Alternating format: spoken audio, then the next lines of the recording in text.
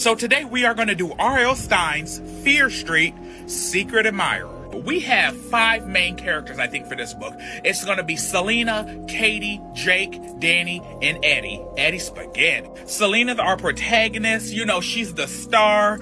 She is a theater queen, you know, dramatic as the theater kids usually are. She is Shady Sides High resident star. Katie is kind of like her plus size best friend who's always very woe is me. She's very much the kind of best friend that's like, oh, why don't boys like me? And the whole time she just refuses to put herself out there. And then we have the stalker who goes by the sun. Now, see, what you need to know, Selena, I guess, means moon in another language. So Selena being the moon and her stalker being called the sun.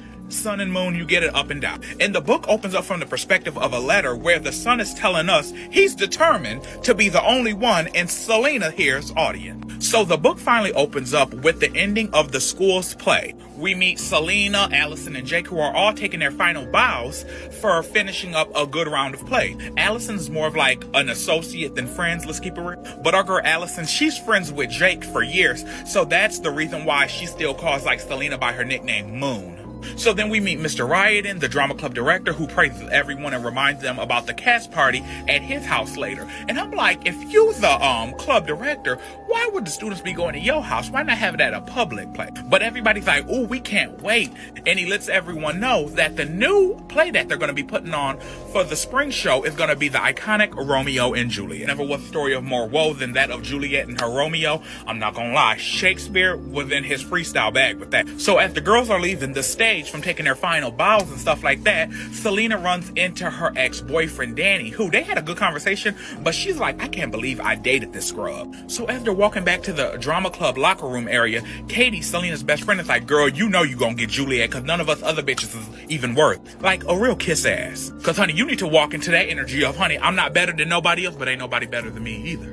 Meanwhile, Mr. Riordan walks in and he's like, there's going to be somebody from Northwestern University drama department that'll be in the audience for Romeo and Juliet, so be on your toes. And Selena's like, ka-ching, because it's perfect, because I'm relying on scholarship because the money is tight ever since her mama died. No, her father died. Correction. So Selena goes to open up her locker and she sees a large bouquet of flowers wrapped in blue striped paper. So when she tears the paper away, the flowers are black dead roses. She gets the little card out and the card reads, Dear Selena, congratulations. Enjoy your last curtain call. Did you know you're giving up the stage to be with me forever, period? And I'm like, forever? There's no signature on the note, but there's just a sun sticker. Selena lets it roll off her back because she's just assuming that it's the other theater kid, Jake, who's been acting really weird lately, not his jovial self. But Katie, her insecure best friend, is like, no, bitch, this shit got me shook. I'm nervous. We need to tell the adults. So as the girls go back to Selena's house to get ready to go to Mr. Riordan's house for the cast party, you know,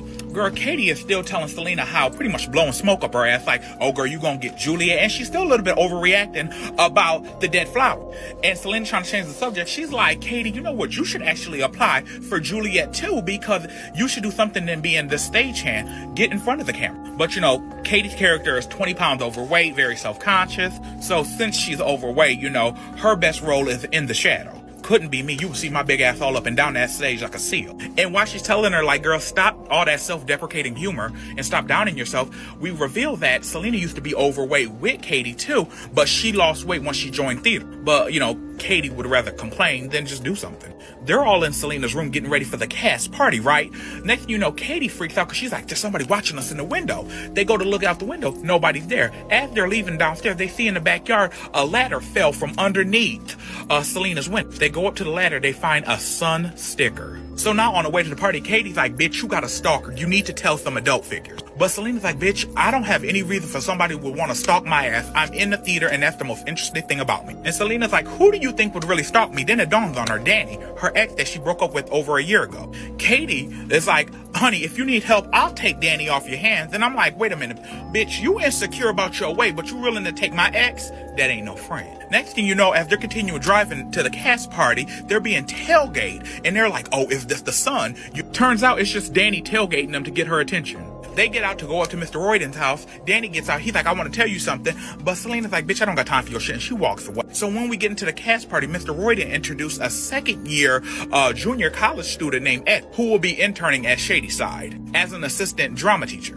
Back in the day, I used to love when the college kids would come to high school, but I was fast. But Selena is instantly googly eyed. She's like, I want some of that pogo stick. She looking at him like milk lemonade around the corner fudge is made. So as the party's going on, Eddie, the intern, he sits down next to Selena and he knows all this stuff about her, which is weird since they never met, but he explains that he's seen a lot of her plays and remembers her first starring role 2 years ago, which I think is still weird. Cause like when he was a senior, she was just either a freshman or a sophomore starting out. You gotta be careful for them upperclassmen. They shady, especially if you see them in the hallway and they be like, damn, your little ass stay in the hall. Sorry, I'm getting sidetracked. But the party continues and Selena confronts Jake about the flowers and the ladder, and Jake's like, I'm not in the mood to be talking about this. Go to the teacher if you have a stalker, but it ain't me. Before the conversation can conclude, girl, Danny enters the party, Selena's ex, and he's like, why won't you take me back? And he calls her an egomaniac, and that just annoys her. Meanwhile, Eddie's looking like, I can't believe Selena went out with Danny, and Selena decides she likes Eddie even though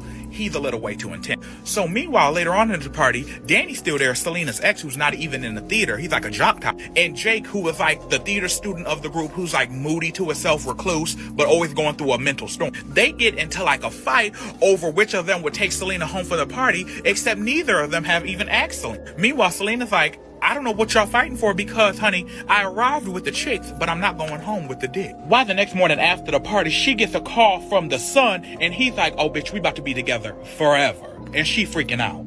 So the stalker was amongst them. When she gets to school, she finds Danny putting a note in her locker, and she accuses him of being a stalker. But it was just an apology note. And it's like, fuck saying apologies to people. The best apologies are changed behavior. So then we get to the rehearsals for Romeo and Juliet, right? And Jake and Katie encourage Selena to tell Mr. Royden, but she refuses because if she does, he might not cast her as the main lead in the play. So, you know, fuck safety, let me get this part. So as the auditions begin, she discovers Danny and Jake are both auditioning for the part of Romeo just to kiss her. You know, Allison is also auditioning for Juliet and is sitting in the spot where Selena usually studies her line, like a good luck thing. She offers to move, but Selena's like, oh no, girl, you don't gotta move. I'm not one of those egomaniacs. So girl, as they're going over their lines and stuff like that, next thing you know, we hear a big crash as Selena wanders off when she turns around from whence she came. The wardrobe that Allison was sitting against, where Selena usually sits to study her line, falls on top of her and crushes Allison.